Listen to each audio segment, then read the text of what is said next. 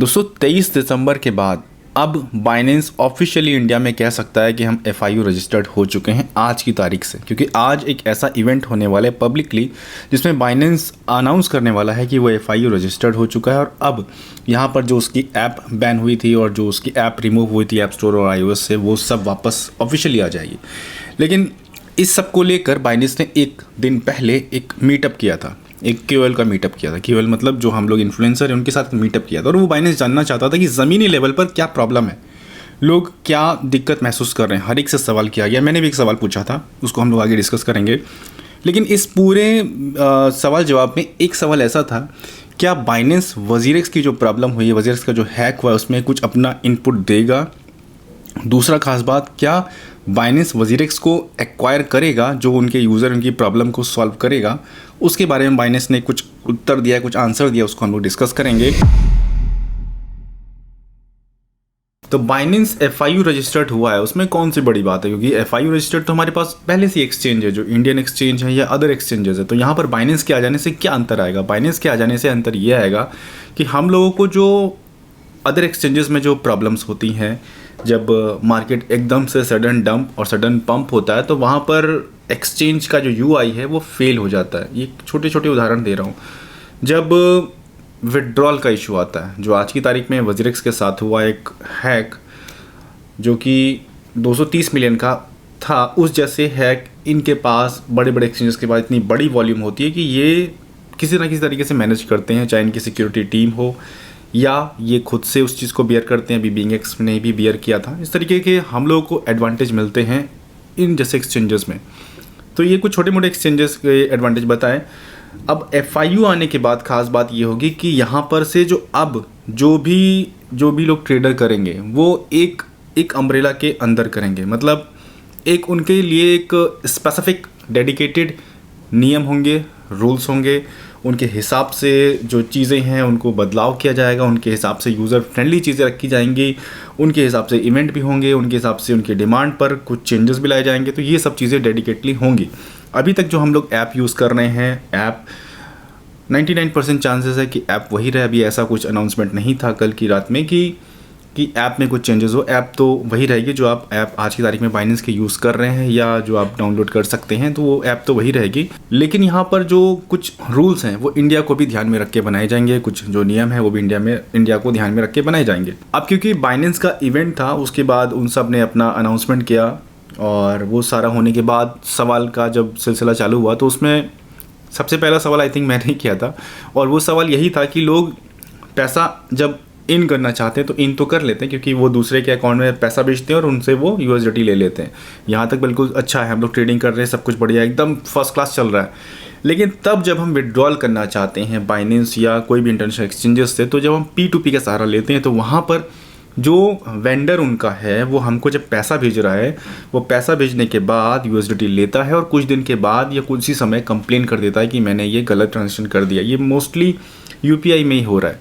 तो इस चीज़ का सोल्यूशन क्या है? क्योंकि यूज़र अगर इस तरीके से आ रहा है तो वो क्यों ही आएगा?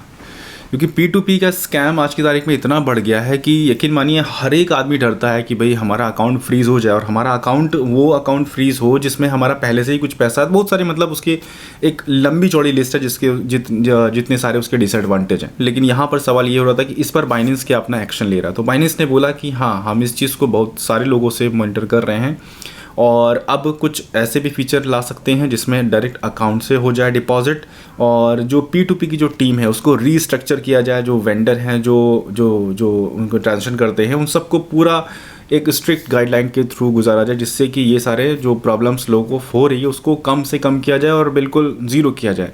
तो इन सब पर आप बिल्कुल फिक्र मत कीजिए, ये सारी चीज़ें होंगी।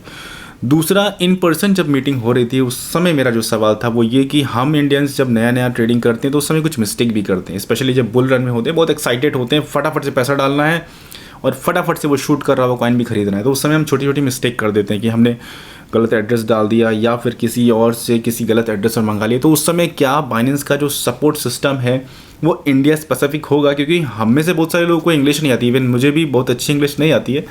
तो ये सारी प्रॉब्लम का क्या सोल्यूशन है, मतलब एक कस्टमर सपोर्ट का क्या होगा? तो उन्होंने बोला कि इंडिया के लिए स्पेसिफिक कस्टमर सपोर्ट होगा। अभी इमीडिएट नहीं, बट जल्दी होगा। जल्दी मतलब काफ़ी जल्दी होगा और इस चीज़ को हम लोग फॉलो अप करेंगे, क्योंकि कस्टमर सपोर्ट मैं खुद चाहता हूँ कि हो, क्योंकि जो प्रॉब्लम्स आप लोग के नीचे कमेंट में आती है वो इतनी इनिशियल इतनी छोटी छोटी होती है जिनको ईजिली सॉल्व किया जा सकता है और काफ़ी समय हम लोग करते भी हैं सॉल्व। लेकिन उसके लिए अगर बाइनेंस की तरफ से कोई टीम इसके लिए अपॉइंट कर दी जाएगी तो वो ज़्यादा बेटर होगा। उसके बाद उस इवेंट में और बहुत सारे सवाल हुए, लेकिन उनमें से एक सवाल जो निकल कर आया वो ये कि बाइनेंस क्या वजीरेक्स को एक्वायर करेगा। अब यहाँ पर इस चीज़ का हम सब लोग बेसब्री से इंतजार कर रहे थे कि बाइनेंस पर क्या रिप्लाई देता है। See, I'm not going to comment on the first part at all, but I can tell you that we were actively involved in what happened post the incident that happened, right? We, not just us, and any hack that happens across the world, I can tell you the entire crypto industry gets involved. Even if you're competing with each other, whatever it is, the industry, the security of each and every one of those companies, they get together because nobody wants a hack. A hack on one of us is a hack on all of us as a security threat, right? So everyone gets involved to help it. Now, going back to your first part of the question, I completely understand where you're coming from. And you correctly said I cannot comment on it. There are a lot of things that are happening in the background. But trust us.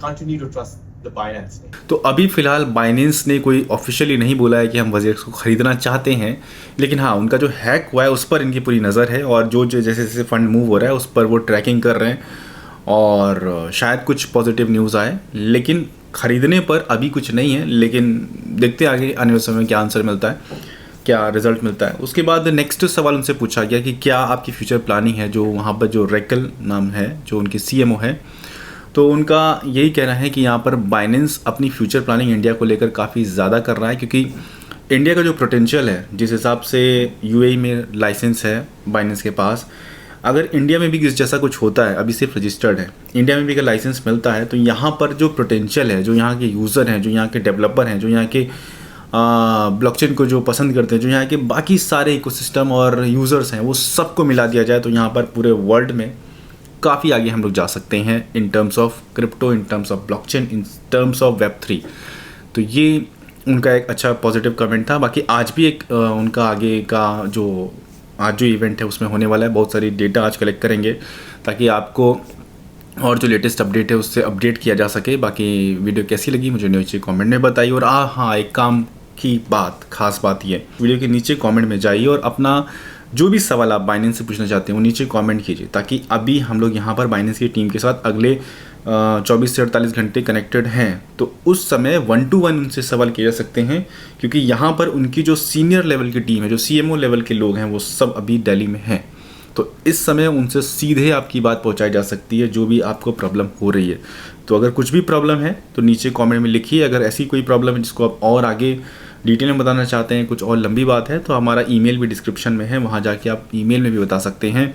Twitter से भी comment कर सकते हैं, Twitter पर अगर आप verify हैं तो मैसेज भी कर सकते हैं। तो ये सारी चीज़ से अपना जो, अगर आपको कुछ प्रॉब्लम, कुछ भी आप अपनी बात रखना चाहते हैं तो नीचे कमेंट, सब कुछ खुला है, सारी सोशल मीडिया खुली है, अपना इनपुट दीजिए ताकि आपका इनपुट सीधे इस समय पहुंच सकता है। बाकी वीडियो कैसी लगी मुझे कमेंट में बताइए। मिलते हैं नेक्स्ट वीडियो में। और हाँ, चैनल को सब्सक्राइब जरूर कीजिए, सब्सक्राइब आजकल अपने नहीं कर रहे हैं। तो थैंक यू सो मच, मिलते हैं नेक्स्ट वीडियो में। Thank you. I think we see such incredible penetration here. What we do need, though, is the naysayers and those who do not believe in this industry, who are still many in India based on the conversations I've had.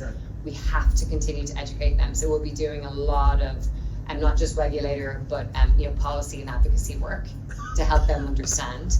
I think the big thing is like why it's relevant to them and how they can capitalize on this. And this is more than just trading. UAE has embraced crypto and has built a very positive framework and policy and welcome to the community. They don't have the talent. I live in UAE and I can see it. They do not have the talent that India has to be able to be the innovator and the originator of new innovations and new tech and new product integration. So that's what I'm most excited about.